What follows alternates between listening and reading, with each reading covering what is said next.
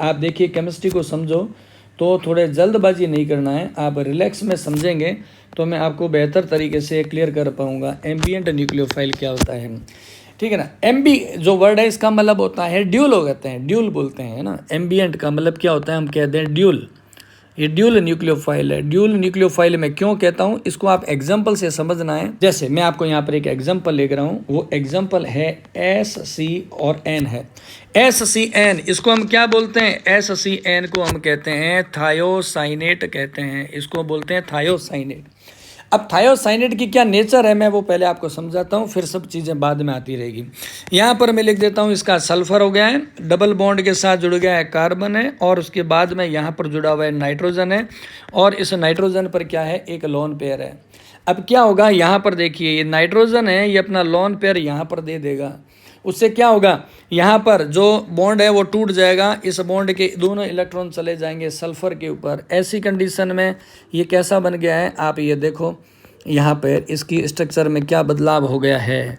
ये देखिए नाइट्रोजन का लोन पेयर आ गया कार्बन नाइट्रोजन के बीच में, तो डबल बॉन्ड किस में कन्वर्ट हो गया है, ट्रिपल बॉन्ड में हो गया। और कार्बन और सल्फर के बीच के दो बॉन्ड थे, एक बॉन्ड टूट गया, दोनों इलेक्ट्रॉन कहाँ चले गए हैं, वो दोनों इलेक्ट्रॉन चले गए सल्फर पे, तो सल्फर पर आ गया नेगेटिवली चार्ज। अब ये क्या होगा, अगेन रिपीटेड होगा। कैसे होगा, अगेन ये अपना इलेक्ट्रॉन दे देगा इस बॉन्ड को, तो सल्फर क्या हो जाएगा, डबल बॉन्डेड हो जाएगा, और ये अगेन क्या देगा, इलेक्ट्रॉन पेयर दे देगा नाइट्रोजन को।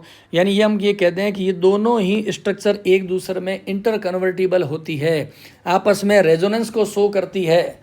तो आपने क्या देखा इसमें विशेष नेचर, हमने कहा कि जब ये कैसी अवस्था में, जब ये है SC डबल बॉन्ड और N और नाइट्रोजन पर है लोन पेयर, तो लोन पेयर होने पर हमने कहा ये क्या है, न्यूक्लियोफाइल है। तो ये अटैक कहाँ से करेगा, इस नाइट्रोजन की साइड से क्या करेगा, ये करता है न्यूक्लियोफिलिक अटैक करता है। ऐसी इसकी नेचर है।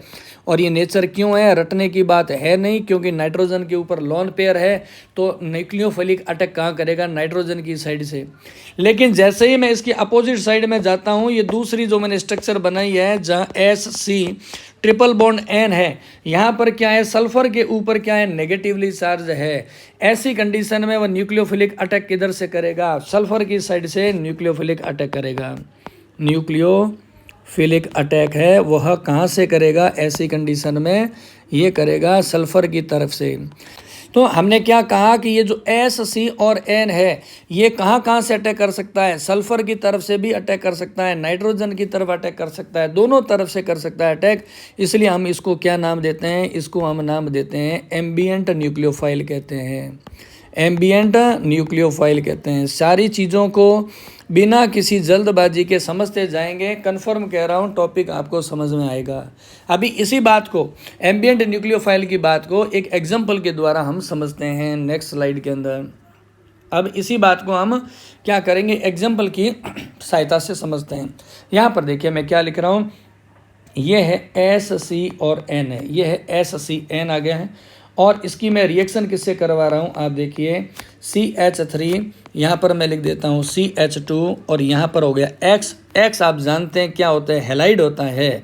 तो अगर X को क्लेरिफाई नहीं करूँ तो मैं ये लिख सकता हूँ, ये कौन सा मॉलिक्यूल है, इथाइल हैलाइड है। अगर X के जगह पर क्या हो सकते हैं, X की पोजीशन पे फ्लोरीन हो सकता है, क्लोरीन हो सकता है, ब्रोमीन हो सकता है, आयोडीन हो सकता है। फ्लोरीन होता है तो इथाइल फ्लोराइड होता, क्लोरीन होने पर इथाइल क्लोराइड होता, यानी है कि एक हैलाइड है। इसकी रिएक्शन आपको करानी है इसके साथ में, तो देखो क्या होगा उसको समझना है। दो तरह के मॉलिक्यूल बनेंगे। पहला देखो क्या हुआ, CH3 है और ये हो गया CH2, यहाँ से X है वो हट गया है, और ये कहाँ से जुड़ गया है, SCN, यहाँ से इसके साथ में बॉन्ड बना लिया है। दूसरा क्या हो रहा है साथ में, यहाँ पर मैं प्लस लगा देता हूँ। दूसरी कंडीशन ये आ रही है कि CH3 है और यहाँ पर हो गया CH2 है, और उसके बाद में ये क्या जुड़ गया, NCS बन गया है। अब यहाँ पर आप क्या देख रहे हैं, विशेष बात कि एक तरफ तो ये साइनाइड सल्फर की तरफ से अटैक कर रहा है, दूसरे में क्या कर रहा है, नाइट्रोजन की तरफ से अटैक कर रहा है।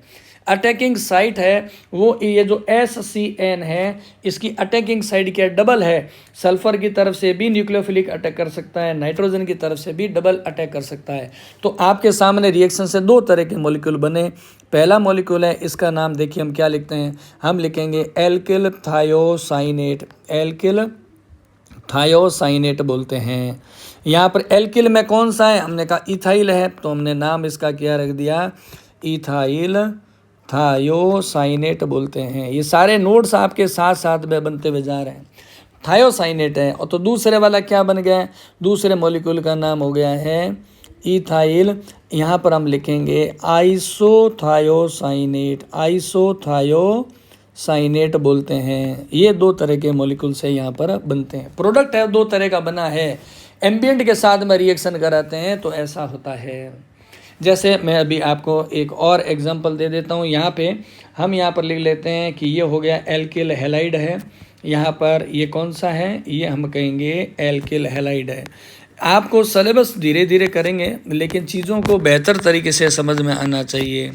यहाँ पर हो गया ये क्या है, साइनाइड का आयन है, यहाँ मैं इसका नाम लिख देता हूँ, ये क्या है, साइनाइड का आयन है। ये दोनों जब रिएक्शन करेंगे तो हम देखते हैं रिजल्ट क्या आ रहा है। पहला रिजल्ट बनेगा RC ट्रिपल बॉन्ड N बनेगा, दूसरा रिजल्ट में क्या बना, RN ट्रिपल बॉन्ड C बनेगा। नाइट्रोजन पे पॉजिटिव चार्ज होगा, कार्बन पे क्या आ जाएगा, नेगेटिव चार्ज हो जाएगा। ठीक है, तो इसका नाम हमने क्या लिखा, इसको हम ये बोल सकते हैं, IUPAC में मैंने बताया था एल्किल नाइट्राइल, इसको हम क्या लिखते हैं, एल्किल नाइट्राइल लिखते हैं, ये वाला। और ये दूसरे वाला है, ये क्या बन गया है, ये बन गया है एल्किल आइसोनाइट्राइल, एल्किल आइसोनाइट्राइल हो गया है। ये देखिए आप इस एग्जांपल से आप आराम से समझ गए होंगे। ठीक है, अभी हम शुरू करने वाले हैं। ये जो न्यूक्लियोफाइल होता है इसकी जो न्यूक्लियोफिलिक नेचर होती है उसको हम बोलते हैं न्यूक्लियोफिलिसिटी बोलते हैं।